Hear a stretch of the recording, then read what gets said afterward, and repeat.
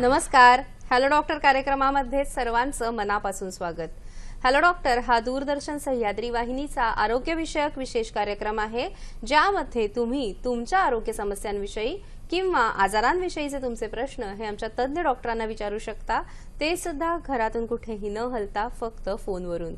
आजचा कार्यक्रम हा प्रायोजित कार्यक्रम आहे. विषय आहे सर्व आजारांवर होमिओपॅथिक उपचार. होमिओपॅथी ही जगप्रसिद्ध चिकित्सा प्रणाली, भारतातही गावागावामध्ये प्रसिद्ध. अनेक चिवट जुनाट आजारांवर अतिशय उपयुक्त असणारी ही चिकित्सा नेमक्या कोणकोणत्या आजारांवर आपल्याला यशस्वीपणे काम देते याविषयीच आज आपण जाणून घेऊया. या विषयावर आपल्याला मार्गदर्शन करतील होमिओपॅथी तज्ञ डॉक्टर प्रदीप पवार. नमस्कार डॉक्टर, तुमचे या कार्यक्रमामध्ये स्वागत. नमस्कार.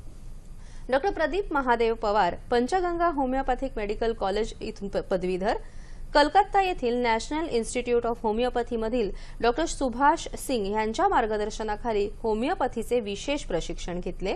18 वर्षांपासून होमिओपॅथिक प्रॅक्टिस. सकाळ वृत्तपत्राकडून आदर्श वैद्यकीय सेवा आदर्श डॉक्टर पुरस्कार, मिलिंद संस्था केंद्र नाशिक महाराष्ट्र भूषण पुरस्कार, राजर्षी छत्रपती शाहू महाराज समाजरत्न पुरस्काराने ते सन्मानित आहेत. कॅन्सर, हायपरटेन्शन, डायबिटीज, गतिमंद व मतिमंद मुले, दमा, संधिवात व मुरलेल्या आजारांचे 27,000 रुग्ण महाराष्ट्र व इतर राज्यातून यशस्वीपणे बरे केलेले आहेत. दर्शक हो, सर्व आजारांवर होमिओपॅथिक उपचार असा आजच्या कार्यक्रमाचा विषय आहे आणि कार्यक्रमामध्ये प्रश्न विचारण्यासाठी तुम्ही उत्सुक असालच. प्रश्न विचारण्यासाठी लागतील आमचे दूरध्वनी क्रमांक. आमचे दूरध्वनी क्रमांक असे आहेत: 022 हा मुंबई बाहेरच्या दर्शकांनी एसटीडी कोड डायल करायचा आहे, मोबाईल धारकांनी सुद्धा हा कोड डायल करायचा आहे. आमचे 2 क्रमांक आहेत. पहिला क्रमांक 24908050, दुसरा क्रमांक 24988050. या दूरध्वनी क्रमांकांवर संपर्क साधून आपण आमच्या कार्यक्रमामध्ये जरूर सहभागी होऊ शकता. जास्तीत जास्त प्रश्न मी नेहमीच आमच्या कार्यक्रमामध्ये घेण्याचा प्रयत्न करत असतो, म्हणून फोन करताना कृपया आपल्या टीव्ही संचाचा आवाज कमी ठेवावा. प्रश्न हा विषयाला अनुसरून थोडक्यात आणि सलग विचारावा. नमस्कार डॉक्टर, पुन्हा एकदा आजच्या कार्यक्रमामध्ये स्वागत. मला सांगा सर, सर्वप्रथम होमिओपॅथीमध्ये कोणकोणत्या आजारांवर उपचार केले जातात? आम्ही थोर पुण्यवंत, आम्ही थोर भाग्यवंत, जन्माला आलो तिथे जिथे जन्मले संत. महाराष्ट्राच्या आणि भारताच्या भूमीमध्ये जसे अनेक संत होऊन गेले, ज्यांनी मानवी जीवन समृद्ध केलं, तसं 200 वर्षापूर्वी डॉक्टर सॅम्युएल हानेमान या महामानवानं जर्मनीत जन्म घेतला. त्यांनी जे संशोधन केलं त्याचा आज आपण अत्यंत मोठ्या प्रमाणावर फायदा घेत आहोत.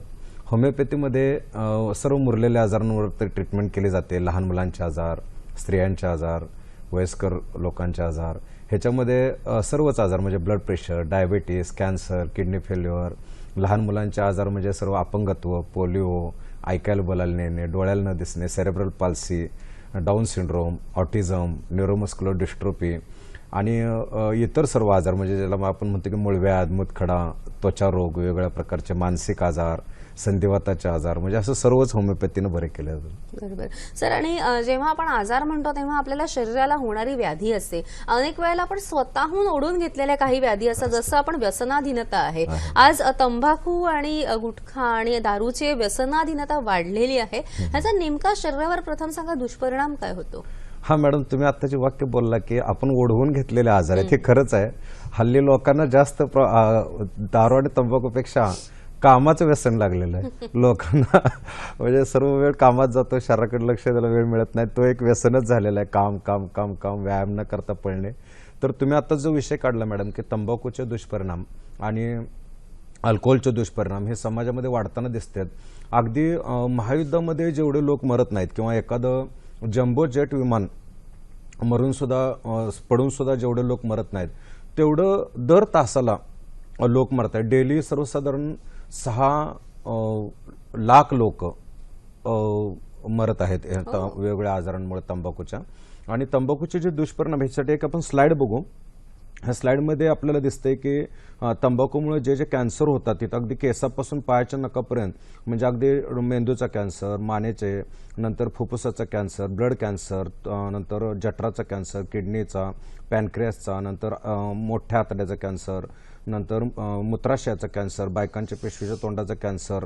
आणि ह्या कॅन्सर बरोबरच जे वेगवेगळे आजार आहेत, म्हणजे ह्याच्यामध्ये की मेंदूमध्ये पक्षाघात होणे, पॅरालिसिस, डोळ्यांमध्ये अंधत्व येणे, नंतर दातांवरती गमवरती परिणाम होते, हिरड्यांवरती परिणाम, नंतर हृदयामध्ये पण हृदयाच्या रक्तवाहिन्या ठिसूळ होणे, ॲथेरोस्क्लेरोसिस म्हणतो आम्ही त्याला, नंतर न्यूमोनियाचे आजार, वेगवेगळ्या ह्याचे रक्तवाहिन्यांचे आजार, नंतर वंध्यत्व होणे, आणि लहान मुलं जरी जन्माला आली अशा स्त्री पुरुष जे की तंबाखू हे घेतात ते मुलांमध्ये अपंगत्वाचं प्रमाण जास्त दिसते. म्हणजे मुलं मान पकडत नाहीत, मुलं उभारत नाहीत, चालत नाहीत. म्हणजे आईवडिलांच्या व्यसनाचा परिणाम हा मुलांवरती फार मोठ्या प्रमाणात होताना दिसतोय. आणि मांडीचं हाड एक बऱ्याच वेळेस फ्रॅक्चर होतं, त्याला हिप फ्रॅक्चर म्हणतो आपण. तर असे तंबाखूचे वेगवेगळे दुष्परिणाम आहेत. आणि त्याचबरोबर दारूचे सुद्धा वेगवेगळे दुष्परिणाम आपल्याला ह्या स्लाइडमध्ये दिसतात की दारू पिणाऱ्या माणसाला मेंदू त्याचा सेरेब्रल हिमोरेज होतो, सेरेब्रलर पण लहान मेंदू पण आकुंचन पावतो. नंतर व्हर्निकेस कोर्साकोफ सिंड्रोम म्हणून आहे, त्याच्यामध्ये की थायमिन डिफिशियन्सी होते. म्हणजे अन्न व्यवस्थित पोषण न मिळाल्यामुळं, थायमिन शरीराला व्हिटॅमिन्स न मिळाल्यामुळं हे व्हर्निकेस कोर्साकोफ सिंड्रोम आहे, त्यामध्ये विस्मरण वगैरे होतं. बाकीचे वेगवेगळ्या पद्धतीचे कॅन्सर म्हणजे आतड्याचे कॅन्सर, नंतर फुफ्फुसाचे कॅन्सर, नंतर पॅनक्रियासचा, आणि सगळ्यात महत्त्वाचा दारूचा दुष्परिणाम होतो लिव्हरवर. लिव्हर सिरोसिस म्हणजे कॅन्सरसारखाच आजार आहे, ज्याच्यामध्ये पोर्टल हायपरटेन्शन, नंतर आसायटिस, पोट फुगणे असे आजार होतात. तर आपण एक पेशंटची स्लाइड बघू, याच्यामध्ये आपल्या लक्षात येईल की तंबाखूपासून आम्ही कसं पेशंटला मुक्त करतो. म्हणजे तंबाखूचं व्यसन आणि दारूचं व्यसन एखाद्या पेशंटला जर आपल्याला सोडायचं असेल तर तिथं काउन्सिलिंगच फक्त समजावून सांगून चालत नाही, तर ज्या विषयामुळे ही दारूची इच्छा निर्माण होते, ज्या विषयामुळे ही तंबाखूची इच्छा निर्माण होते, ते विषच होमिओपॅथिक औषध देऊन काढलं तर फार मोठ्या प्रमाणावरती पेशंटचं दारू आणि तंबाखू सुटायला मदत होते. आणि कशा पद्धतीने ही दारू आणि तंबाखू सुटली आणि ह्याचे जे दुष्परिणाम कसे बरे झाले हे पाहण्यासाठी आपण एक व्हिडिओ बघू. त्या व्हिडिओमध्ये आपल्याला स्पष्टपणे दिसेल की कसा याचा फायदा होतोय होमिओपॅथिक ट्रीटमेंटचा. जवळजवळ 16 वर्ष स्मोकिंगचा सवय होती, पण डॉक्टर प्रदीप पवार यांच्या औषधाच्या सेवनाने आणि पूर्णपणे व्यसनातून मुक्त आहे आणि मी आता पूर्णपणे स्वस्थ आहे. मी स्वतः डॉक्टर प्रदीप पवार यांचे धन्यवाद. मला लिव्हरचा प्रॉब्लेम होता. मी प्रदीप पवारांचा जेव्हापासून दवा घेतो तेव्हापासून मला पूर्ण फरक पडलेला आहे. माझ्या पोटामध्ये पाणी साचलेलं होतं, ते मी पाणी न करता इकडे ते दव्यांनी सर्व निघून गेलेलं आहे. मला दम लागायचा, चालता चालता चालता दम लागायचा, ते पण बंद झालेलं आहे. जस्ट रिपोर्ट काढले त्याच्यामध्ये मला रिपोर्ट नॉर्मल सांगितले. हा, याच्यामध्ये मॅडम आपण आताच्या 2 चर्चा केल्या व्यसनाधींच्या बाबतीत, म्हणजे एक तंबाखू आणि एक दारू. तर लहान मुलांमध्ये मोबाईलचं व्यसन आहे, हे सुद्धा फारच अगदी मुलं सारखं मोबाईल गेम खेळताना दिसतात.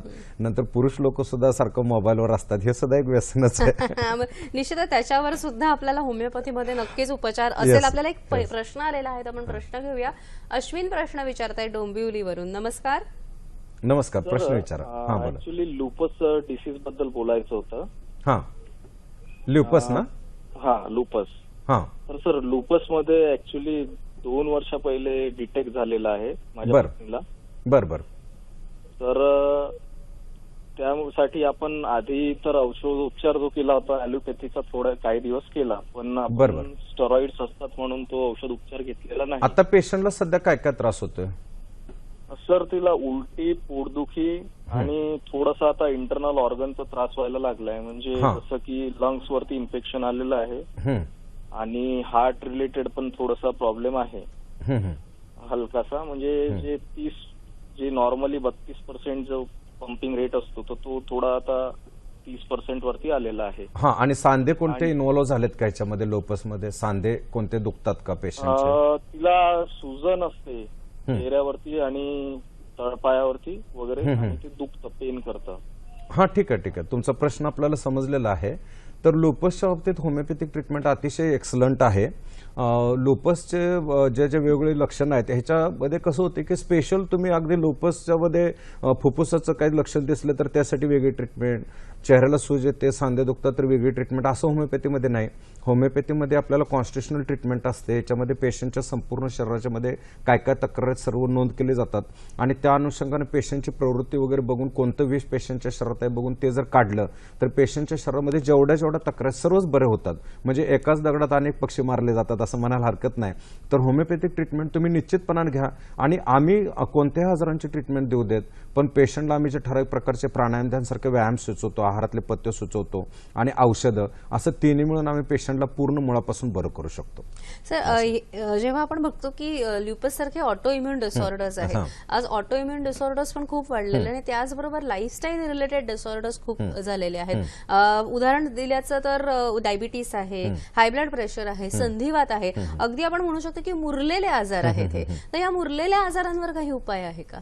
हां, आता ऑटोइम्युन डिसीजेस तुम्ही जे म्हटलं म्हणजे त्यामध्ये लुपसचं आहेच, नंतर क्रॉस डिसीज आहे, रुमॅटॉइड आर्थरायटिस आहे, नंतर तुमचं SLE आहे, सिस्टमिक लुपस एरिथेमॅटायटिस, नंतर तुमचे ह्याच्यामध्ये पॅनक्रिएटायटिस आहे बऱ्याच. तर असं जे वेगवेगळ्या पद्धतीचे ऑटोइम्युन डिसीज आहेत आणि सध्या जे माणसाला जे भेडसावणारे जे आजार आहेत म्हणजे डायबिटीस, ब्लड प्रेशर, ह्याच्यामध्ये असं म्हटलं जाते की हे आजार कधीच बरे होत नाहीत. पण हे वाक्य खोटं आहे.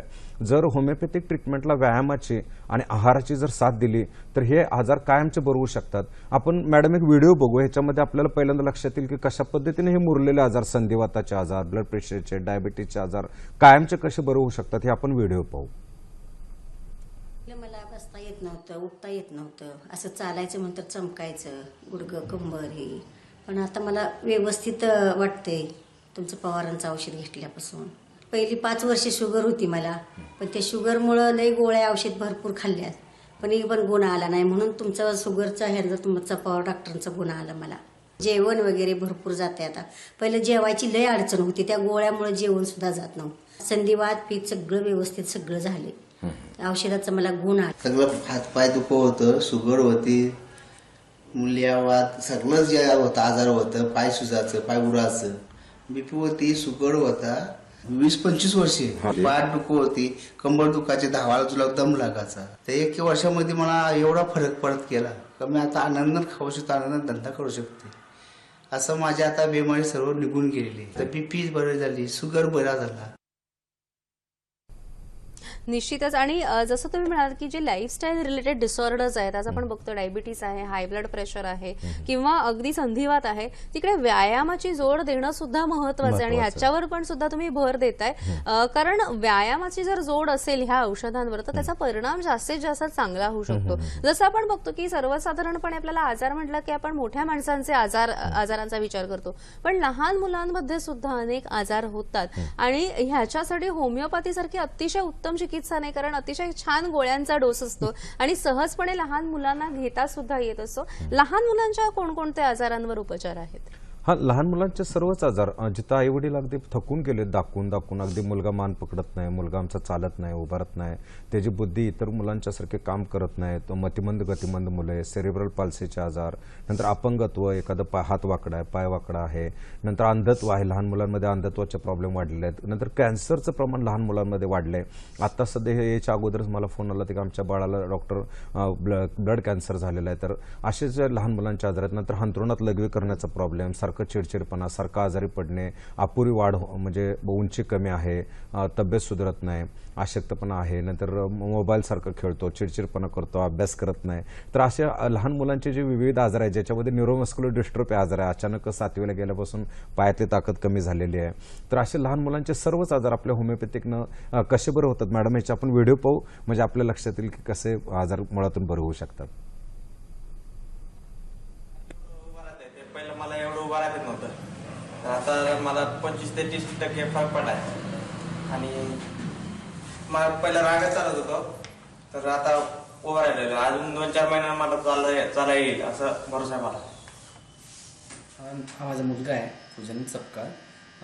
त्याला मी 1 वर्षापूर्वी इथे माहिती झाली म्हणून डॉक्टर पवारांकडे आलो.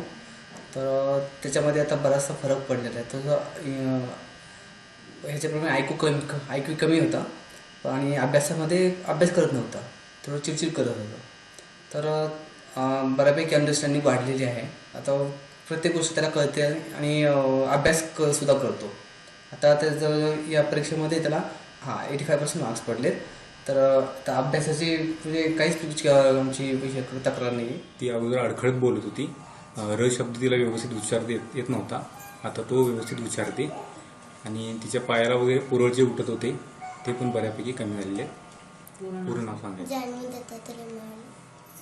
11, 12, 13, 14, 15, 16, 17, 18, 19, 20. बाळकृष्ण यांचा प्रश्न आहे औरंगाबादवरून. नमस्कार. हा नमस्कार, प्रश्न विचारा. हॅलो, प्रश्न विचारा. हॅलो, हा प्रश्न विचारा. हा सर, माझं बस वेळेस पोट दुखतंय ना, हा तर आणि एक पाय दुखतो, एक डावा पाय. बर, मग पोटदुखीचं तुम्ही काय तपासण्या केल्यात का? काय सोनोग्राफी वगैरे? जुलाबला आहे ना 4-5 वेळा जावं लागतं. पोट तपासणी केलेली आहेत काय पोटाच्या? हो सर, मी 2दा सोनोग्राफी केलेली. बरं, काय निदान झालं त्यामध्ये? काही नाही सर, काही दाखवत नाही सर. बरं बरं, ठीक आहे ठीक आहे. हां, पोटात दुखतंय, ठीक आहे. तुमचा प्रश्न समजलेला मॅडम. हा जास्त करून इरिटेबल बॉल सिंड्रोमचा प्रॉब्लेम आहे.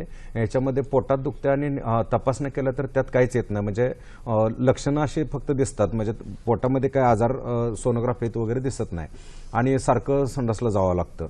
तर हा जो इरिटेबल बॉल सिंड्रोम नावाचा जो आजार आहे मॅडम, तर ह्याच्यामध्ये पेशंटचा आम्ही पूर्ण जेव्हा माहिती घेतो, कॉन्स्टिट्युशनल ट्रीटमेंट देतो, पेशंटची प्रवृत्ती, पेशंटच्या हात कुठे की अगदी तुमच्यासारखं वारंवार तोंड येणे किंवा गॅस्ट्रोएसोफेजियल रिफ्लक्स डिसऑर्डर सारखं गुळण्या येतात पेशंटला, नंतर अल्सरेटिव्ह कोलायटिस आहे, क्रॉन्स डिसीज आहे, नंतर लिव्हरचे वेगवेगळे प्रॉब्लेम आहेत, पॅनक्रेसचे प्रॉब्लेम आहेत, यकृताचे.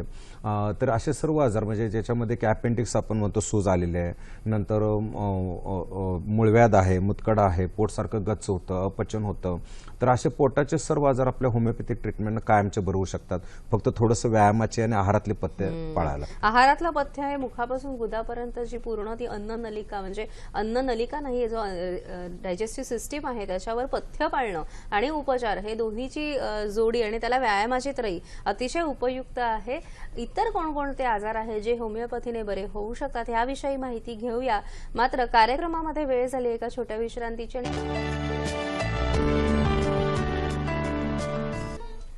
लाईफस्टाईल रिलेटेड विविध डिसऑर्डर्स जसं डायबिटीज, हाय ब्लड प्रेशर किंवा जे ऑटोइम्युन डिसऑर्डर्स आहेत त्यांच्यावर होमिओपॅथी अतिशय सुंदर काम करते. लहान मुलांच्या विविध आजारांवर आपण होमिओपॅथिक उपचार आता बघितले. आपल्याला फोन आहे पुढचा, आपण तो फोन घेऊया. औरंगाबादवरून प्रश्न विचारतायत गंगाराम. नमस्कार. हा नमस्कार, प्रश्न विचारा. हेपॅटायटिस बी हा आजार आहे मला. कोणता आजार आहे? बोलायचं होतं त्याच्याविषयी, ट्रीटमेंट काय देता येईल वगैरे. हेपॅटायटिस बी? हा हा, ठीक आहे ठीक आहे. तर हेपॅटायटिस बीचे भरपूर पेशंट आपण बरे केलेले आहेत. ह्याच्यामध्ये हेपॅटायटिस बीमुळे जे पोट फुगतं, असायटिस होतं, लिव्हरचे प्रॉब्लेम होतात, जॉन्डिसचा प्रॉब्लेम होतो आणि तो कधीच बरा होत नाही असं म्हटलं जातं, पण आतापर्यंत आपल्याला त्यामध्ये यश आलेलं आहे. फक्त पेशंटनं आम्ही सांगतो ते व्यायाम करणं, आहारातले पथ्य पाळणं आणि व्यवस्थित उपचार घेणं हे फार गरजेचं आहे. तर हेपॅटायटिस बी पूर्ण बरा होऊ शकतो, काही प्रॉब्लेम नाही. आणि जे विविध प्रकारचे हेपॅटायटिस बी वगैरे, म्हणजे हेपॅटायटिस बी किंवा इतर जे लिव्हरचे आजार त्यांचा कालावधी काय असू शकतो औषध घेण्याचा? हा, तसं कालावधीबद्दल आपण होमिओपॅथिक ट्रीटमेंटमध्ये कुठल्याही गोष्टी सांगू शकत नाही, कारण होमिओपॅथी ही मुळातनं बरं करणारी उपचार पद्धती आहे. आता वरच्यावर ट्रीटमेंट देणं म्हणजे काय, आता नजर कमी आली तर बाहेरनं चष्मा दिला तर ह्याला म्हणायचं की वरच्यावर आतून डोळा नीट केला नाही. आता ऐकायला येत नाही आणि बाहेरनं मशीन दिली तर म्हणायचं की आतून कान नीट केलेलं नाही, आतून ऐकायला आलेलं नाही. एखाद्याला इथं गाठ आहे, भूल देऊन औषध देऊन कट केली तर ह्याचा अर्थ असा आहे की ते शरीरामध्ये जे विष आहे, ज्या विषामुळे हे गाठ झाली ते काढलेलं नाही. मुतखडा आहे, तुम्ही तो पाडला, फोडला आणि परत आणि मुतखडा, पित्तकडा तयार होत असेल तर शरीरामधलं विष आपण काढलेलं नाही. तसं होमिओपॅथीमध्ये कसं आहे की मुळातनं बरं होणं ह्याचा अर्थ काय की कॉप्या करून पास न होणं, अभ्यास करून पास होणं, चोरी करून 2 नंबरचा धंदा करून श्रीमंत नाही व्हायचं कष्टानं. तर कुठलीही गोष्ट जेव्हापासून मुळापासून करत असतो तेव्हा वेळ लागणं हे आहेच. सर्वसाधारण 1.5 वर्ष ते 3 वर्षाचा कालावधी असतो. आणि मोठे जे आजार आहेत, म्हणजे ज्याला आपण म्हणतो की ऐकायला बोलायला येत नाही, कॅन्सरचे आजार, किडनी फेल्युअरचे आजार, ह्याला मात्र 5-10 वर्ष सुद्धा लागू शकतात. पोलिओसारखे आजार, फिलारियासिस ज्याला आपण हत्तीपाय म्हणतो, तर तिथं पेशंटनं धीर धरणं सुद्धा गरजेचं असतं. बरोबर सर. आणि ह्याच आजारांपैकी महत्वाचे आजार म्हणजे मेंदूचे विविध विकार आहेत, ह्याच्यावर होमिओपॅथी कशी काम करते? हा, अशा हजारो करोडो आजार आणि इतके लोक आजारी आहेत सध्या की आपण म्हणतो की युद्धात सुद्धा लोक एवढे मरत नसतील, असं आजारानं मरतात. आणि आता मॅडम फार गरजेचं झालंय लोकांना व्यायामाला प्रवृत्त करणं. आपलं शरीर अनमोल आहे. आपण काय मिळवतोय, पळून पळून व्यायाम न करता धावून आपण पैसे, गाडी, प्लॉट, बंगला, इस्टेट मिळवतोय, पण आपण त्यावेळेस काय गमवतोय? आपण लिव्हर गमवतोय, मेंदू गमवतोय, हृदय गमवतोय, हे आपल्या लक्षात येत नाही. आणि शेवटी सजीव महत्वाचं का निर्जीव महत्वाचं हे सुद्धा पाहणं गरजेचं आहे. तर एखाद्या माणसानं अब्जावधी रुपये कमवलं आणि 50-60 वर्षी बीपी, शुगर, कॅन्सरनं मेला आणि दुसऱ्या माणसाने एवढं नाही कमवलं, पण 100 वर्ष झालं तर डोळ्याला दिसतंय, कानाला ऐकू येते, बीपी नाही, शुगर नाही, कॅन्सर नाही, तरी दुसरा माणूस श्रेष्ठ. कारण पहिल्या माणसाने निर्जीव संपत्ती कमवली आणि दुसऱ्या माणसाने सजीव. तर सजीव महत्वाचं का निर्जीव महत्वाचं बघूया. तर मॅडम तुम्ही जे आता मेंदूचं बोलला, तर मेंदूचे जे विविध आजार आहेत त्याच्यामध्ये पक्षाघाताचे आजार म्हणजे ज्याला आपण लकवा मारणे म्हणतो, नंतर पार्किन्सन्स डिसीज ज्याच्यामध्ये की बटणं लावता येत ना, असं थरथर थरथर करतं, चालता येत नाही व्यवस्थित, नंतर सारखं अर्धशिशी डोकं दुखतं, त्याला आपण मायग्रेनचा आजार म्हणतो, नंतर मज्जारोजीचे विविध आजार आहेत ज्याच्यामध्ये उंचावरून आपण पडलेलं आहे पेशंट आणि तेव्हापासून लघवी जागावरच आहे, संडास जागावर आहे, चालता येत नाही, तर ते सुद्धा होमिओपॅथीनं कव्हर होऊ शकतं. नंतर कोम्यात गेलेले पेशंट, नंतर ब्रेनमध्ये झालेले विविध प्रकारचे ट्युमर, ॲब्सेसेस, तर असं मेंदूचे सर्वच आजार होमिओपॅथिकनं कायमचे बरं होऊ शकतात. आपल्याला प्रश्न आलेला आहे, अमोल प्रश्न विचारतायत सोलापूरवरून. नमस्कार. बोला. अमोल ठोंबरे बोलते, कर्मा सोलापूर इथून. हा बोला बोला. तर मागच्या 3-4 वर्षात म्हणजे पित्त त्रास व्हायचा मला खूपच बरं. बरं. आणि मी उलटी काढून पित्त काढायचो रोज म्हणजे मला अर्धा तास असं लागायचं पित्त बाहेर पडायला. बरं. आणि आता काय होतं माहिती का, म्हणजे जेवलं का नाही, जेवणच खाली सरकत नाही, म्हणजे असं पोट गच्चच राहतं. पोट गच्च राहतं, ठीक आहे. आणि म्हणजे संडास पण साफ होत नाही. बरं. ठीक आहे, तुम्हाला पोटाचा भरपूरच प्रॉब्लेम आहेत, तर आपल्याला हे सर्वच अभ्यास करावा लागेल की बाबा तुम्हाला पोटाचे त्रास का होतात, कोणती प्रवृत्ती आहे, कोणतं डायस्थेसिस आहे, आणि त्या अनुषंगाने व्यवस्थित आपलं होमिओपॅथिक रेमेडी आपल्याला सिलेक्ट करावं लागेल.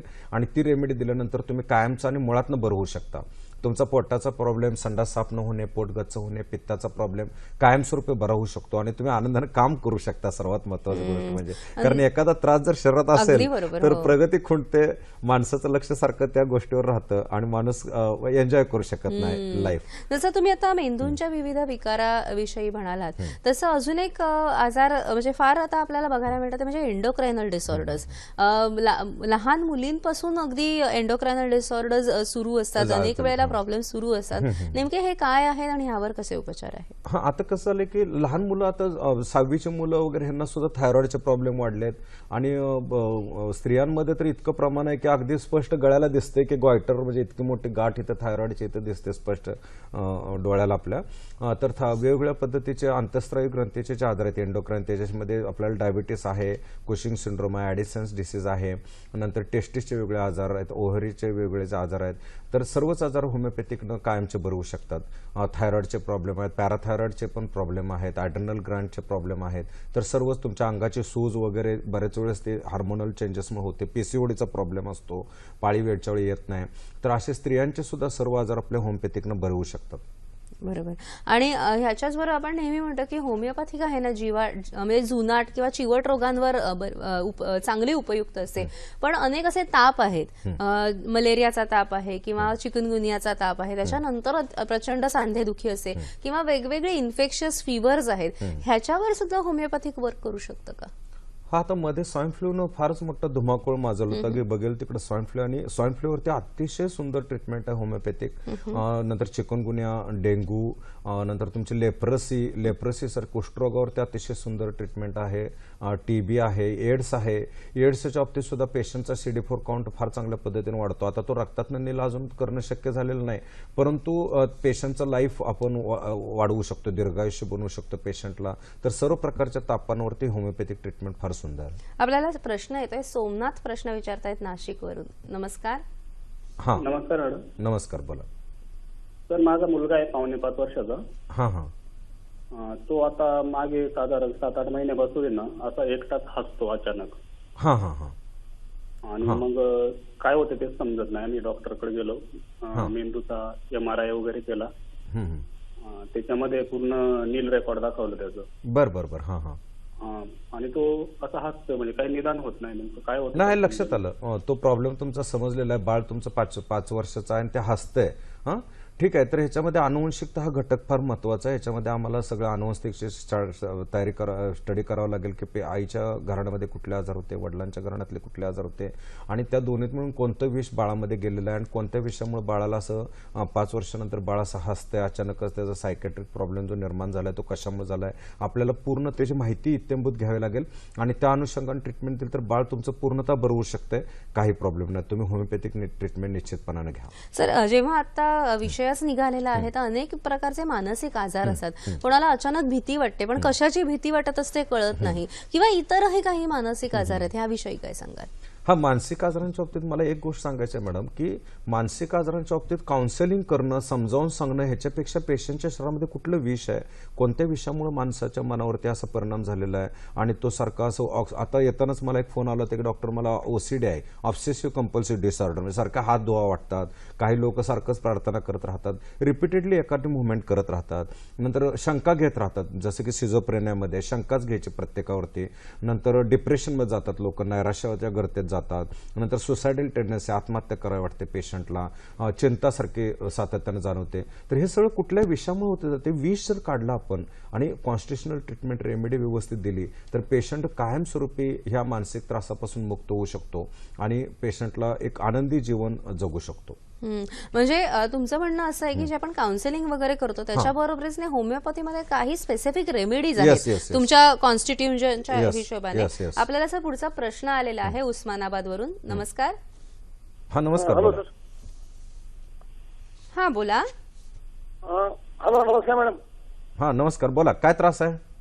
माझ्या मंडळीच्या किडन्या दोन्ही फेल झाले सर. बर बर. डायलिसिस चालू आहे सध्या. बर बर. आणि डायबिटीस, ब्लड प्रेशर वगैरे काय आहे का? डायबिटीस नाही, BP आहे. ब्लड प्रेशर आहे. बरं बरं, ठीक आहे ठीक आहे, चालतंय. पेशंटला मॅडम हायपरटेन्सिव्ह नेफ्रोपॅथी आहे, ब्लड प्रेशरचा परिणामावरती किडण्यांवरती झालेला आहे. मग ह्या पेशंटच्या बाबतीत आपल्याला लाईफस्टाईल सुधारावं लागेल, आपले होमिओपॅथिक ट्रीटमेंट चालू करावं लागेल. आणि दोन्ही किडन्या फेल आहेत म्हटल्यानंतर पेशंट बरं व्हायला बरीच वर्ष लागू शकतात, 5-10 वर्ष. तेवढा धीर सुद्धा पेशंटला धरावा लागेल आणि आपण तो पेशंट बरा करू शकतो. पण आपल्याकडे धीर अत्यंत महत्वाची गोष्ट आहे.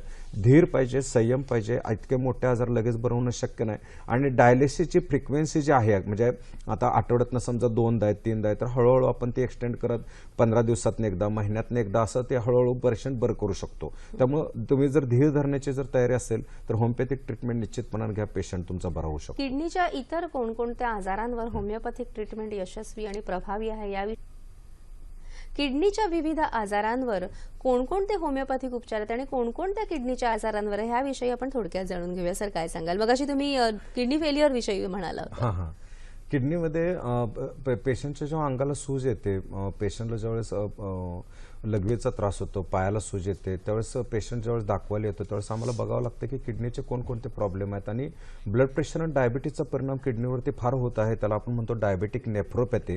डायबिटीसचे विविध शरीरावर परिणाम आहेत, नेफ्रोपॅथी, न्यूरोपॅथी, रेटानोपॅथी. तर डायबिटीसचं प्रमाण वाढल्यामुळे सुद्धा किडनीवरती प्रॉब्लेम होत आहे. नंतर लहान मुलांमध्ये नेफ्रोटिक सिंड्रोमचा प्रॉब्लेम जास्त आहे, ज्याच्यामध्ये प्रोटोन्युरिया होतं, लघवीतून प्रोटीन जातं, अंग सुस्त लहान मुलांचं. तो सुद्धा आपण होमिओपॅथिक ट्रीटमेंट बरं करू शकतो. नंतर क्रोनिक ग्लोमेरुलोनेफ्रायटिस आहे, अॅक्यूट ग्लोमेरुलोनेफ्रायटिस आहे. किडनीमध्ये मुतखड्याचे प्रॉब्लेम पण जास्त आहेत, वारंवार मुतखडे. एक तर पेशंट म्हटलं की डॉक्टर आजपर्यंत माझे 25 मुतखडे पडले आणि अजून का तयार होते? मी म्हटलं ती फॅक्टरी तुम्हाला माहित नाही, तुमच्या शरीरात एक विष आहे, ते विष काढलं की तुमचं मुतखडे तयार होण्याचा प्रॉब्लेम मिटू शकतो. तर होमिओपॅथिकचं हीच खासियत आहे की होमिओपॅथी हे सर्वांग सुंदर ट्रीटमेंट आहे, जिथं पेशंटला व्यायाम शिकवले जातात, आहाराची माहिती दिली जाते आणि तुम्हाला मुळातून बरं केलं जातं. हा, आहाराच्या बाबतीत म्हणाल तर थोडंसं बेकरी पदार्थ, हॉटेलचे पदार्थ, गोड, खारट, आंबट पदार्थ जरा थोडंसं प्रमाण कमी करावं लागेल आणि किडनीचे आजार सर्व आपण बरं करू शकतो, काही प्रॉब्लेम. आपल्याला एक प्रश्न येतोय, विजय प्रश्न विचारतायत अमरावतीवरून. नमस्कार. हा, नमस्कार, विचारा. हा, विचारा. Hello sir. हा, बोला. सर, मी अमरावतीवरून विजय आत्राम बोलतोय. हा सर, माझा मुलगा लहान असताना त्याला अभ्यासामध्ये खूप इंटरेस्ट होता, लिहिण्यामध्ये, वाचण्यामध्ये. नंतर जसं जसं त्याचं वय वाढत गेलं त्यावेळेस त्याच्या अभ्यासावरचं लक्ष आणि त्याचं मेमरी पॉवर कमी होत गेलं. तर यावर सर मेंदूबद्दल काही असं मेंदूच्या होमिओपॅथीमध्ये असं काही उपचार आहे की त्याला जेणेकरून अभ्यासामध्ये इंटरेस्ट वाढेल आणि तो मनाने असं काही चांगलं व्यवस्थित करू शकल? हा ठीक आहे. तर इथं बरं का, इथं अॅनेमनेसिस हा शब्द आम्ही वापरतो. याच्यामध्ये कसं होतं की जसं वय पुढे जातं तसे अनुवंशिक ज्या प्रवृत्ती विष आई वडिलांकडून आलेलं असतं ते काळाच्या ओघामध्ये चुकीच्या आहारामुळे, बेकरी पदार्थांमुळे, हॉटेलच्या पदार्थांमुळे, नंतर अनेक प्रकारची जी इंजेक्शन्स आपण देतो पेशंटला, पेशंटचा सर्दीचा खोकला दाबतो, बऱ्याच वेळेस मेडिकेशन जास्त होतं, जरा काय झालं की गोळ्या खाणे, नंतर व्यायामाचा अभाव, लहान मुलं हल्ली मोबाईलवर गेम्स खेळतात पण ग्राउंडवर अजिबात जात नाहीत, तर त्याचाही परिणाम हे विष वाढण्यामध्ये होतो. आणि जो मुलगा एकदम ब्रिलियंट होता, 100 पैकी 90च्या पुढे मार्क्स पडायचे, आणि तोच मुलगा 10वीला गेला की इतका डल होतो की आई वडिलांना काळजी पडते की रे असं कसं काय झालं. तर हे संपूर्णपणे तुमचं दुर्लक्ष, शरीराकडे दुर्लक्ष. आणि प्रेक्षकांनो, मित्रांनो, तुम्हाला मला सर्वांना हे सांगायचं आहे की परमेश्वराने, निसर्गाने हे जे शरीर दिलं ह्याचं महत्त्व वेळीच ओळखा. 100 वर्ष जगायचं असेल तर आतापासून शरीराकडे किती लक्ष द्यायला पाहिजे, रोज एकदा तरी ग्राउंडवर गेलं पाहिजे, आणि ॲटलिस्ट जॉगिंग म्हणजे प्रत्येक सांध्याचे व्यायाम, अगदी मान गोल फिरवणे, खांदे गोल फिरवणे, मनगट गोल फिरवणे, कंबर गोल फिरवणे, गुडघा गोल फिरवणे, असं काही ना काही तुम्ही कुठला ना कुठला गेम खेळा, एक 2-4 राऊंड मारा गेला. आणि मुलांकडे सुद्धा लक्ष द्या जेणेकरून मुलं सुद्धा तंदुरुस्त राहतील. Healthy mind leaves in healthy body. ज्याचं शरीर तंदुरुस्त त्याचं मन तंदुरुस्त. तर तुमच्या जे पेशंटच्या बाबतीत आपल्याला कोणतं विष, अनुवंशिकता वगैरे बघावं लागेल, आणि ते काढलं की मुलगा तुमचा परत पहिल्यासारखा ब्रिलियंट होऊन जाईल. तुम्ही होमिओपॅथिक ट्रीटमेंट निश्चित. जसं तुम्ही मगाशी विविध एंडोक्राईन विषयांवर सांगितलं, एंडोक्राईन विविध विकारांवर, तसंच स्त्रियांमध्ये पण अनेक वेळेला पाळीच्या वेगवेगळ्या समस्या असतात, वंध्यत्वासारखी गंभीर समस्या असते, ह्यावर आपण होमिओपॅथिक उपचार देऊ शकतो का? हां, पीसीओडी प्रॉब्लेम किंवा बरेचसे हार्मोनल चेंजेसमुळं पाळीचे अनियमितता आहे, आणि त्याचा परिणाम परत मुलंबाळ न होणे वगैरे. आणि पुरुषांमधले वंध्यत्वाचे मॅडम आम्हाला बघावं लागतं की दोष पुरुषांमध्ये का स्त्रियांमध्ये आहे. वेगवेगळ्या पद्धतीचे इन्व्हेस्टिगेशन्स करावं लागतात की पुरुषांमध्ये जंतूचं प्रमाण कमी आहे का, पुरुषांमध्ये बाकीचे अनडिसेंटेटिस वगैरे, व्हेरिकोसिल्स आहे, हायड्रोसिल्स आहे, नंतर बाकीचे काही इम्पॉर्टंट जे आहे ते कशामुळे आहे. तर आपण पहिल्यांदा एक व्हिडिओ बघू मॅडम, की त्या व्हिडिओच्या अनुषंगाने आपल्या लक्षात येईल की स्त्रियांचे सर्व जे विविध आजार आहेत, अंगावरनं पांढरं जाणे, तांबडं जाणे, नंतर पाळीच्या वेळेस पोटात दुखणे किंवा अनियमित पाळी, हे कसं आपल्या औषधानं बरं होतं आणि कशा पद्धतीनं मुलंबाळ होतात, हे आपण एक व्हिडिओ बघू. मला एमसीचा प्रॉब्लेम होता. महिन्याच्या महिन्याला व्यवस्थित येत नव्हती, 2 महिन्यांनी यायची, पण इथे जेव्हापासून दवाखान्यात यायला लागले ते व्यवस्थित व्हायला लागले. हातापायला मुंग्या यायच्या, भरपूर पित्ताचा भरपूर सगळा त्रास व्हायचा. आता काय तसं काही नाही. तर डॉक्टर प्रदीप पवार यांच्याकडे आल्यापासून व्यवस्थित आहे. मी पुरुषोत्तम तुकडे, राहणार अमरावती. आम्ही मागच्या 7 वर्षापासून अपत्याकरता निरनिराळ्या डॉक्टरांची औषध घेतली, परंतु आम्हाला फायदा झालेला नाही. त्यानंतर आम्ही डॉक्टर प्रदीप पवार यांच्याकडे अपत्याकरता औषध घेण्याकरता गेलो. अवघ्या 6 महिन्यामध्ये आम्हाला त्याच्या औषधामुळे फायदा झाला, आणि आज आमच्याजवळ आमचं अपत्य आहे फक्त सरांच्या औषधामुळे. निश्चितच. आणि आपल्याला पुढचा प्रश्न आहे. सर विठ्ठल प्रश्न विचारतायत वाशिमवरून. नमस्कार. नमस्कार, विचारा, प्रश्न विचारा. हॅलो, विचारा. नमस्कार डॉक्टर साहेब. हा, नमस्कार, विचारा. हा डॉक्टर साहेब, माझ्या हाताचे, पायाचे हाताचे, पायाचे, हॅलो, आवाज, सांधे दुखतायत. सांधे दुखतायत. हा, ठीक आहे, लक्षात आलं, प्रश्न लक्षात आला तुमचा. तर तुमच्या हातापायाचे सांधे दुखतात, तो नेमका आमवात आहे का संधिवात आहे ते आपल्याला पाहावं लागेल. याच्यामध्ये रोमॅटॉइड आर्थरायटिस म्हणून एक प्रकार असतो की जो ऑटोइम्यून आहे, आपला आपण शरीरामध्ये तो निर्माण झालेल्या पेशी असतात शरीराच्या विरोधात काम करणाऱ्या, त्याच्यामुळे झाला आहे का गाऊट नावाचा जो आजार आहे, आमवात, त्याच्यामुळे ते सांधे दुखतात की हे आपल्याला पाहावं लागेल. तुमची पूर्ण माहिती घ्यावी लागेल, शरीराची कॉन्स्टिट्यूशन कोणतं आहे बघावं लागेल, आणि ज्या विषयामुळे हे आजार होतात, ज्या प्रवृत्तीमुळे होतात, ते जर विष आपण काढलं तर कायमस्वरूपी तुमचे सांधेवय थांबू शकते. तर तुमचे हातपाय पूर्ण आपण बरं करू शकतो होमिओपॅथिक ट्रीटमेंटनं. त्यामुळे निश्चितपणाने तुम्ही होमिओपॅथिक ट्रीटमेंट घ्या. सर, जसं आता तुम्ही सांगितलं की मेंदूचे विविध आजार आहेत, स्त्रियांच्या मासिक पाळीच्या विविध तक्रारी आहेत, एंडोक्राइनल आजार आहेत, पोटाचे आजार आहेत, किडनी, मानसिक आजार होमिओपॅथीने बरे होऊ शकतात. तसंच अनेक वेळेला कार्डिओव्हॅस्क्युलर सिस्टम म्हणजे हृदयाचे जे विविध आजार आहेत, अगदी हार्ट अटॅक आहे किंवा लेफ्ट व्हेंट्रिक्युलर इजेक्शन फ्रॅक्शन नीट नसणं, ह्यावर सुद्धा आपण होमिओपॅथिक देऊ शकतो. कारण अनेक वेळेला सर्जरीचा सल्ला किंवा पेसमेकरचा सल्ला दिला जातो. काय सांगाल? तर ते मॅडम ते आपण म्हणतो ना दिल मेरा किसीने तोड दिया, तर दुसऱ्याने नाही तोडलं, ते आपणच तोडले आपलं दिलं. आपण कधीच हृदयाचा विचार केला नाही. हार्ट अटॅक नंतर आल्यानंतरच आपण जागो झालो की आपल्याला एक हृदय पण आहे जे आपल्यासाठी रात्रंदिवस धडधडतंय. आईच्या पोटात असल्यापासून वयस्कर मरेपर्यंत माणसाचं हृदय माणसासाठी काम करतंय आणि माणसाकडे वेळ नाही तर हृदयाकडे लक्ष द्यायला. तर मला म्हणायचं आहे मित्रांनो की शरीर लाख मोलाचं आहे. आत्ताच जागा व्हा, हृदयाला जपा, शरीराला जपा, नियमित व्यायाम करा. डॉक्टरांचं तोंड तुम्हाला बघावं लागणार नाही. तर हृदयाचे जे विविध आजार आहेत त्याच्यामध्ये वाल्वचे प्रॉब्लेम असतात, वेगवेगळे वाल्वचे प्रॉब्लेम आहेत त्याच्यामध्ये की असं पेनिसिलिनचं इंजेक्शन बरेच पेशंट घेत असतात, टॉन्सिल फुगतात आणि त्याच्यानंतर मग ते हृदयाचे वाल्व मायट्रल स्टेनोसिस आम्ही म्हणतो. नंतर कार्डिओमायोपॅथी, डायलेटेड कार्डिओमायोपॅथी, त्याच्यामध्ये जे वेगवेगळे प्रकार आहेत. नंतर हार्ट अटॅक आपण म्हणतो IHD, हृदयाच्या रक्तवाहिन्यांमध्ये ब्लॉक्स तयार झाल्यामुळे. तर कोणत्या विषामुळे ब्लॉक तयार होतात ते जर विष आपण नाही काढलं तर कालांतरानं परत आणि ब्लॉक तयार होऊन परत आणि अटॅक येऊ शकतो. त्यामुळं फक्त ऑपरेशन करणं, फक्त वरच्यावर गोळ्या खात बसणं आणि आयुष्यभर ह्या गोळ्या खाणं, म्हणजे ब्लड प्रेशरच्या गोळ्या आयुष्यभर, डायबिटीसच्या गोळ्या आयुष्यभर, थायरॉइडच्या हायपोथायरॉइडच्या गोळ्या आयुष्यभर, असं न करता यातून कायमचं मुक्त व्हायचा विचार तुम्ही करा. आता समजा की तुमचं BP 170 आहे, गोळी खाल्ली, शुगर 150 झाली, तुम्हाला काय वाटतं की झालं आमचा BPचा प्रॉब्लेम मिटला? नाही नाही नाही, कॉप्या करून तुम्ही पास झालाय. हे तात्पुरतं आहे. बिल्डिंग एखादी पडते, भिंत पडते, त्याला आपण टेकू लावला तर ती टेकू काढला भिंत पडणार. तर कायमस्वरूपी कसं या ब्लड प्रेशरपासून मुक्त होता येईल, डायबिटीसपासून, थायरॉइडच्या आजारांपासून, हृदयाच्या आजारांपासून, ह्याचा आपल्याला विचार करावा लागेल. आणि त्यासाठी तुम्ही होमिओपॅथिक ट्रीटमेंट घ्या आणि कायमच हृदयाच्या सर्व आजारांपासून मुक्त व्हा. कार्यक्रमामध्ये पुढे जाण्यापूर्वी आपण पुढचे हॅलो डॉक्टरचे कार्यक्रम कोणते आहेत ते पाहून घेऊया. सह्याद्री वाहिनी हॅलो डॉक्टर प्रायोजित कार्यक्रम ध्वनिचित्रमुद्रित रविवार दिनांक 23 डिसेंबर 2018 रात्री 8:30 वाजता. विषय आहे मणक्याचे आजार आणि आयुर्वेद. सहभाग doctor Abasaheb Randive. Hello doctor प्रायोजित कार्यक्रम थेट प्रसारण शुक्रवार दिनांक 28 डिसेंबर 2018 दुपारी 2 वाजता. विषय आहे लिव्हर ट्रान्सप्लांट एक संजीवनी. सहभाग doctor Bipin Vibhute, doctor Shailesh Sable. Hello doctor प्रायोजित कार्यक्रम ध्वनिचित्रमुद्रण शनिवार दिनांक 29 डिसेंबर 2018 रात्री 8:30 वाजता. विषय आहे मतिमंदत्व, गतिमंदत्व आणि आयुर्वेद. सहभाग वैद्य समीर जमदग्नी. हॅलो डॉक्टर प्रायोजित कार्यक्रम ध्वनिचित्रमुद्रण रविवार दिनांक 30 डिसेंबर 2018 रात्री 8:30 वाजता. विषय आहे रात आंधळेपणा, रंग अंधत्व आणि आयुर्वेद. सहभाग वैद्य आबासाहेब गडदे. या सर्व कार्यक्रमात ईमेलद्वारे प्रश्न विचारून आपण कार्यक्रमात सहभागी होऊ शकता. त्यासाठी आमचं संकेतस्थळ आहे hello.ddkmumbai@gmail.com.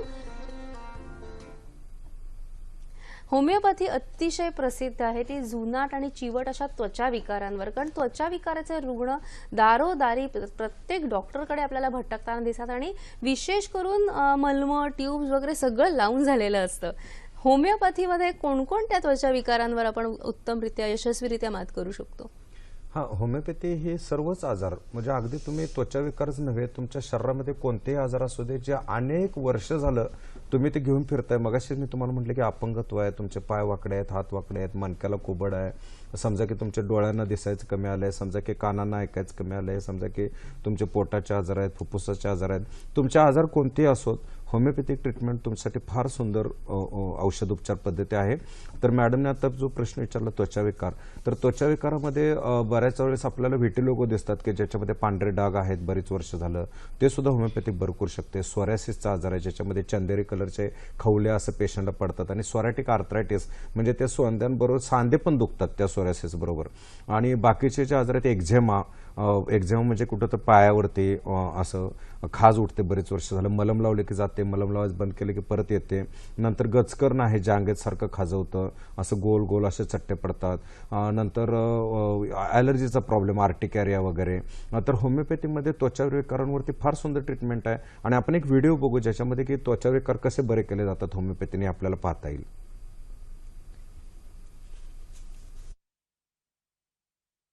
मला नंतर तो हळूहळू ओला व्हायला लागला, पायाला लाल चट्ट फुटायचे. ट्रीटमेंट चालू केली. पहिल्या महिन्यामध्येच मला व्हेरिकोस व्हेनचा त्रास कमी झाला. बाकीचा मूळव्याध, अस्थमा, नजर कमी, शुगरचा प्रॉब्लेम होता, शुगरचा पण प्रॉब्लेम आता कमी झाला. औषधं वगैरे शुगरची काही मी घेत नाही. इसं पूर्णपणे मुक्त झाल्यासारखं मला समाधान वाटायला लागलेलं आहे. खरोखरच अतिशय जुनाट आणि चिवट असे हे आजार असतात. याचबरोबर अनेक वेळेला फुफ्फुसांचे सुद्धा अनेक आजार असतात, खूप जुनाट चिवट असतात आणि काही वारंवार होणारे सुद्धा असतात. ह्यांच्यावर आपण काही करू शकतो का? हां, फुफ्फुस आता थंडीचे दिवस आहेत. पेशंट म्हणते की सारखं डॉक्टर मला दम भरतो, रात्रीच्या वेळेस मला श्वास घ्यायला फार त्रास होतो, गुदमरल्यासारखं होतं, खोकला येतो, चिकट चिकट बडका पडतो. तर हे जे प्रॉब्लेम आहे, फुंकणीतनं फुंकल्यासारखं सुई सुई आवाज येतो, ह्याला आपण दमा म्हणतो, अस्थमा म्हणतो आपण ह्याला. तर फुफ्फुसाचे जे विविध आजार आहेत ह्याच्यामध्ये फुफ्फुसाचे आजार आणि त्याच्याबरोबर हृदयामध्ये सुद्धा बऱ्याच वेळेस दोष आढळतो. त्याला आपण म्हणतो COPD, chronic obstructive pulmonary diseases. तर ह्याच्यामध्ये आम्हाला डिफरन्शिएट करावं लागतं की नेमका जो आजार आहे तो फुफ्फुसाचा आहे का हृदयाचा पण आहे त्यामध्ये काही दोष. तर हे आपल्याला पाहावं लागतं. आणि पेशंटच्या जे फुफ्फुसाचे जे विविध तक्रार आहेत ह्याच्यामध्ये पल्मनरी थ्रोम्बोएम्बोलिझम आहे, प्लोरल इफ्युजन आहे ज्याच्यामध्ये छातीत पाणी होतं, नंतर TBचा आजार आहे. आता TBमध्ये सुद्धा XDR TB म्हणून आला. आता पूर्वी MDR TB होता, मल्टी ड्रग रेजिस्टंट TB, ज्याच्यामध्ये की औषधोपचाराला पेशंट साथ देत नव्हतं. पण आता त्याच्या पुढे जाऊन XDR TB म्हणजे अजिबातच कुठलंही औषध चालत नाही, तिथं तुम्ही होमिओपॅथिक ट्रीटमेंट निश्चित घ्या, होमिओपॅथीनं तुमचा TB पूर्ण बरा होऊ शकतो. नंतर ॲलर्जीचे जे वेळ प्रॉब्लेम आहेत की डॉक्टर हवा बदलली की मला सर्दी होते, ॲक्च्युअली हवेचा दोष नाही, सगळं जग हवेतच आहे, पण तुम्हालाच दोष ज्या अर्थी त्रास होतो त्या अर्थी तुमच्या शरीरात दोष आहे, तो आपल्याला शोधावा लागेल की कोणता दोष शरीरामध्ये, तो दोष काढावा लागेल. मग तुम्ही किती हवा बदलो, किती तुम्ही पावसात भिजो, तुम्हाला काहीही होणार नाही. तर फुफ्फुसाचे तुमचे सर्व आजार होमिओपॅथिकनं बरे होऊ शकतात. आणि जे टॉन्सिलचे वगैरे त्याच्याशी रिलेटेड आजार आहेत, नाकातलं मांस वाढणे वगैरे, ते सुद्धा होमिओपॅथिक ट्रीटमेंटनं बरं होऊ शकतं. फक्त TBच्या ट्रीटमेंटमध्ये पूर्ण TBची ट्रीटमेंट घेणं हे फार महत्वाचं आहे. जरी होमिओपॅथिक ट्रीटमेंट सुरू असेल, जरी आमची ट्रीटमेंट असेल तरी सुद्धा पेशंटचे जो काय तो ॲलोपॅथिक ट्रीटमेंटचा जो कोर्स आहे तो काय आम्ही बंद करू देत नाही. ते आणि होमिओपॅथिक असं दोन्हीही आम्ही घ्यायला एकत्र करू शकतो. सर, रक्तवाहिन्यांचे सुद्धा अनेक वेळेला काही आजार असतात, जसं डीप वेन थ्रोम्बोसिस आहे, व्हेरिकोज वेन्स अनेकांना होत असतात. त्याने अतिशय प्रचंड वेदना होणं किंवा पुढे जाऊन अल्सर जखमा वगैरे होणं किंवा पायात विद्रुपता येणं, तर ह्याविषयी पण आपण होमिओपॅथी, कारण बरेच वेळेला हे सर्जिकल डिसीजेसमध्ये जातात जास्त, तर ह्याच्यात पण काही ट्रीटमेंट आहे का, औषधांची ट्रीटमेंट आहे का? हां, हे कसं होतं, बरेच पेशंट बरेच तास 2-2 तास आता इस्त्री करणारे लोक, लेक्चर देणारे लोक बरेच वर्ष असं उभारण्यात बरंच कालावधी जातो दिवसातला, आणि मग शिरा अशा पायाच्या टरटरीत होतात, नागमोडी ज्या स्पष्टपणे दिसतात पेंढरीवरती, त्याला आपण व्हेरिकोज व्हेन्स असं म्हणतो. आणि त्याच्यामुळे पायाला सूज येऊन मग अल्सर्स तयार होतात सातत्यानं सूज पायाला राहिल्यामुळं. तर तिथं होमिओपॅथिक ट्रीटमेंट फार चांगले आहे. नंतर DVT, डीप व्हेनस थ्रोम्बोसिस नावाचा जो आजार आहे ज्याच्यामध्ये रक्तवाहिन्यामध्ये असे गुठळ्या अडकतात आणि त्याच्यामुळे सुद्धा पायाला सूज येणे वगैरे बऱ्याचशा तक्रार होतात, थ्रोम्बोएम्बोलिझम होतं. तर तिथं सुद्धा रक्त पातळ व्हायची गोळी तुम्ही आयुष्यभर घेण्यापेक्षा होमिओपॅथिक जर ट्रीटमेंट घेतली तर होमिओपॅथिकनं, आणि सर्जिकल तुम्ही जे मॅडम म्हटलं की इथं सर्जरी न करता, म्हणजे वेगवेगळे जे सर्जरी करण्याचे जे आजार आहेत तिथं तुम्ही सर्जरी न करता, म्हणजे अगदी बायकांच्या पिशवीला गर्भाशयाला गाठ आहे ज्याला आपण फायब्रॉइड म्हणतो, किंवा अपेंडिक्सचा प्रॉब्लेम आहे, हर्नियाचा प्रॉब्लेम आहे, अगदी एका ठिकाणी हर्निया तुम्ही तो ऑपरेशन करून कट केला, तुम्ही रिलॅक्स राहता, तुम्हाला वाटतं की झाला प्रॉब्लेम मिटला, नाही मिटला. शरीरामध्ये विष तसंच आहे, पॉयझन तसंच आहे, ते परत हर्निया दुसरं करतंय. समजा एक खुबा झिजलाय, avascular necrosis of head of the femur, त्याच्यामध्ये तुम्ही मूठ बदलता मांडीची आणि परत दुसरा खोबा झिजायला चालू होतो, ते बदलोस तर मग गुडघा झिजायला चालू होतो, ते गुडघा झिजोस तर दुसरा गुडघा, म्हणजे किती तुम्ही ऑपरेशन करणार. मग मला असं म्हणायचं की हे सगळे असं वारंवार आयुष्यभर ऑपरेशनमध्ये घालवण्यापेक्षा होमिओपॅथिक ट्रीटमेंट घ्या, तुमचं प्रॉब्लेम मुळातनं मिटू शकतो. तर होमिओपॅथिक ट्रीटमेंट ही कोणतंही ऑपरेशन न करता मुळातनं बरं करण्यासाठी फार सुंदर ट्रीटमेंट आहे. अनेक वेळेला सर लहान मुलांना आजकाल लवकर चष्मा लागतो किंवा वारंवार चष्म्याचा नंबर बदलत असतो, काहींना अगदी भिंगासारखा चष्मा असतो किंवा सारखा डोळे येणं किंवा डोळ्यामध्ये खाज येणं, अनेक असे डोळ्यांचे आजार असतात. ह्याच्यावर काही होमिओपॅथिक देऊ शकतो का? हां, होमिओपॅथिक ट्रीटमेंट ही डोळ्यांच्या आजारांसाठी फार चांगले आहे, ज्याच्यामध्ये रातांधळेपणा आहे, नंतर रात्र झाली की दिसायचं कमी येतं पेशंटला, नंतर कलर ब्लाइंडनेस, जे तर रंग असे ओळखता येत नाहीत, नंतर मोतीबिंदूचा प्रॉब्लेम आहे, तिथे सुद्धा होमिओपॅथिक ट्रीटमेंट सुंदर आहे. पण मी कुठलाही जरी आजाराचं तुम्हाला बोललो प्रेक्षक हो, तुम्हाला एक मी स्पष्टपणे सांगतो की होमिओपॅथिक ट्रीटमेंट बरोबर व्यायाम आणि आहारातले पथ्य पाळणं फार महत्त्वाचं आहे. तुम्ही सुद्धा तुमचं शरीर जपलं पाहिजे, कारण तुम्ही शरीर आमच्याकडे ठेवून जात नाही, तुम्ही घरी घेऊन जाताय. तिथं जाऊन तुम्ही शरीराला कसं वागवता, त्याला काय रिस्पेक्ट आदर सन्मान देता का नाही देता, व्यायाम करता का नाही करता, आणि जसं तुम्हाला प्लॉट गाडी बंगला इस्टेट महत्त्वाचं वाटतं तेवढं शरीर सुद्धा महत्त्वाचं वाटतं का नाही वाटतं हे सुद्धा फार महत्त्वाची गोष्ट आहे. तर विविध आजार जिथं ऑपरेशन केले जातात, आणि डोळ्यांचे जे दुसरे पण आजार आहेत बरेचसे, म्हणजे ज्याच्यामध्ये की ऑप्टिक नर्वचे प्रॉब्लेम येतात, त्याच्यामध्ये की पडद्याचे हे सटकते, त्याला आपण म्हणतो रेटायनल डिटॅचमेंट, नंतर ब्लड प्रेशरचा परिणाम, डायबिटीसचा परिणाम डोळ्यांहून डायबेटिक रेटानोपॅथी, नंतर ग्लुकोमाचा जो आजार आहे काचबिंदू, ज्याच्यावरती ऑप्टिक नर्व प्रेशर होऊन नजर कमी येते. तर काचबिंदू सुद्धा पेशंट लोकांना असं वाटतं की आपण आता कधी बरंच नाही होणार, तर असं काही नाही आहे. निसर्गानं प्रत्येक आजारावरती उपचार करून ठेवलेला आहे. Nature is great. तर तुम्ही निश्चितपणे होमिओपॅथिक ट्रीटमेंट घ्या आणि डोळ्यांच्या सर्व आजारांपासून तुम्ही बरं होऊन जावा. मॅडम, डोळ्यांची जी बाहुली अशी लुक लुक लुक करते, निस्ट्रॅगमस, स्ट्रॅबिस्मस, तर ते सुद्धा आपण होमिओपॅथिकनं बरं करू शकतो. कार्यक्रमात आता वेळ झालेली आजच्या आरोग्य सल्ल्याची. आजचा आरोग्य सल्ला काय आहे तो पण पाहून घ्या. आरोग्य सल्ला: त्वचेवरील चामखीळ किंवा वॉट्स तोडू नयेत किंवा कापू नयेत. होमिओपॅथिक औषधोपचार सुरू केल्यानंतर मधुमेह, उच्च रक्तदाब, कर्करोग इत्यादी व्याधींवरील उपचार लगेच बंद करू नयेत. नियमित योगासनं, प्राणायाम, ध्यानधारणा केल्याने आपण व्याधींपासून मुक्त राहू शकता. दररोज 1 तास मैदानावर व्यायाम करावा. या कार्यक्रमाचं पुनःप्रसारण होणार आहे मंगळवार दिनांक 1 जानेवारी 2019 सकाळी 9 वाजता.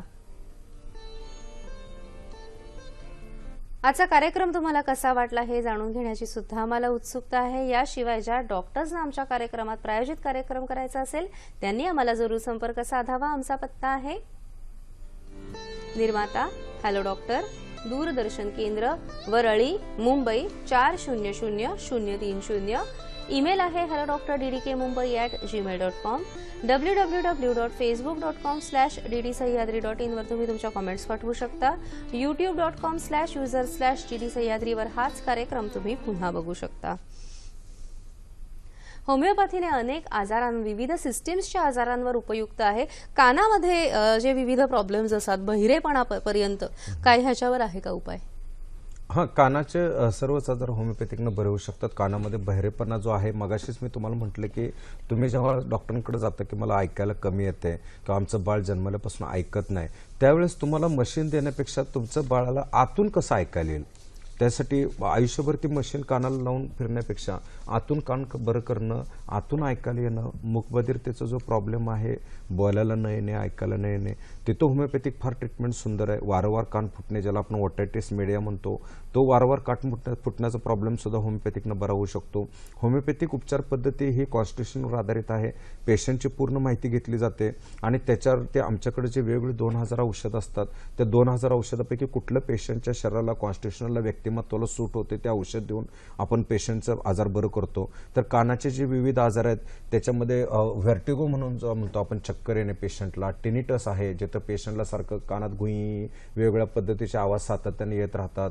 नंतर चक्करचा जो प्रॉब्लेम आहे त्याला आपण बऱ्याच वेळेस मायग्रेन म्हणतो, तर ते सुद्धा होमिओपॅथिकनं बरं होतं. तर होमिओपॅथिकनं कानाचे सर्व आजार बरं होऊ शकतात. लैंगिक समस्यांवर काही उपचार आहेत का? थोडक्यात काय सांगाल? लैंगिक समस्या बाबतीत पेशंट लोक असे सारखं सातत्यानं असं कुणाला डॉक्टरना सांगू का नको असं ते आयुष्यभर ते झेलत राहतात. गुप्तरोग असू देत, लिंगाचा आकार कमी होत असणे किंवा बाकीचे सुद्धा लैंगिक जे प्रॉब्लेम आहेत ते, आणि तुमचे ह्याचे STD, सेक्शुअली ट्रान्समिटेड डिसीजेस, ज्याच्यामध्ये की सिफिलिस वगैरे आजार आहेत, गोनोरिया आहे, तर लैंगिक आजार सर्व होमिओपॅथिकनं ट्रीटमेंटनं बरे होऊ शकतात. या पूर्ण चर्चेदरम्यान मला असं जाणवलं की फक्त होमिओपॅथिक उपचार नाही, तुमचा भर आहे तो व्यायाम चांगला करणं, योगासनं करणं, प्राणायाम करणं, योग्य पथ्याचं खाणं. तर आजार होऊच नये म्हणून काय करता येईल याविषयी काय सांगाल? आमच्या दर्शकांना काय संदेश द्याल? आजार होऊ नये. मी तुम्हाला सर्वांना एक प्रश्न विचारतो की तुम्ही आणि मी, आपण सर्व लोक ज्ञानी का अज्ञानी? तुम्ही म्हणणार ज्ञानी, मग अब्जावधी रुपये श्रेष्ठ का शरीर श्रेष्ठ? मग शरीर जर महत्वाचं असेल तर आपण शरीराकडे किती लक्ष देतो आणि कामाकडे किती लक्ष देतो? शरीराला वेळ देतो का आपण? मग आपण ज्ञानी का अज्ञानी? तर अज्ञानी. मी म्हणणार मी डॉक्टर, तुम्ही म्हणणार मी इंजिनियर, कोणतर म्हणणार मी अमुक. आपण हरभऱ्या झाडावर चढणार आणि लकवा अटॅक कॅन्सर मरून पडणार. तर मित्रांनो, जागा व्हा, शरीराकडे लक्ष द्या, नियमित व्यायाम करा, पैसेही कमवा आणि शरीरही कमवा. एवढंच मला तुम्हाला सांगायचं. निश्चितच देह मंदिर चित्त मंदिर नित्य येथे प्रार्थना, ही प्रार्थना करायची आहे, ती व्यायामाद्वारे करायची आहे, चांगली ध्यानधारणा करून करायची आहे. कारण हे जे आपलं देह मंदिर आहे तिथे जी प्रार्थना होणार आहे ही आपल्यालाच आपली करायची आहे, औषधं घेऊन करायची नाही आहे. जर गरज लागली तर होमिओपॅथी सारखी सुंदर चिकित्सा प्रणाली आपल्या मदतीला आहेच. अगदी केसांच्या टोकापासून पायाच्या नखापर्यंत कोणताही व्याधी असो, सुंदर होमिओपॅथिक चिकित्सा प्रणाली आपल्याला नक्कीच मदत करेल अशी आज आशा इथे व्यक्त करण्यात येते. आणि ही आशा पल्लवित झालेली आहे असं मी म्हणू शकते. फार सुंदररित्या तुम्ही आता मार्गदर्शन केलेलं आहे आमच्या दर्शकांना. त्यासाठी दूरदर्शन हॅलो डॉक्टर तर्फे तुमचे मनपूर्वक आभार.